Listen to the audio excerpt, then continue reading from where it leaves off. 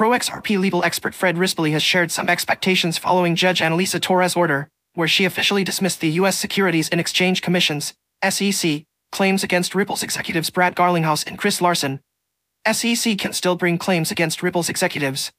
In a post shared on his X, formerly Twitter, platform, Rispoli noted that the SEC could still file another lawsuit against Garlinghouse and Larsen if they were to appeal Judge Torres' ruling on the programmatic sales and other distributions and get a judgment in their favor.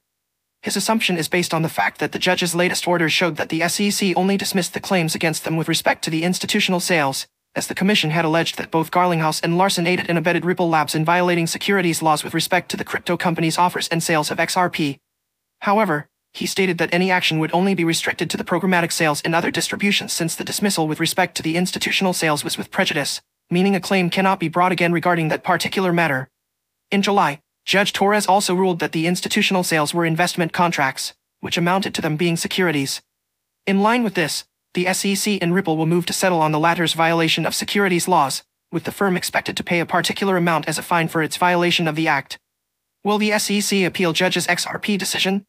As to whether the SEC will appeal Judge Torres' ruling on the programmatic sales and other distributions, Rispoli seemed to suggest that was unlikely as the SEC was more focused on crunching the numbers, probably the monies Ripple will pay as fine, and wrap this one up for good. In a subsequent post, he also mentioned that there was the possibility that they received assurances from the SEC to not file an appeal, as one would expect that Garlinghouse and Larsen's high-powered attorneys would have asked that the SEC dismissed all the claims, including the ones relating to the programmatic sales and other distributions.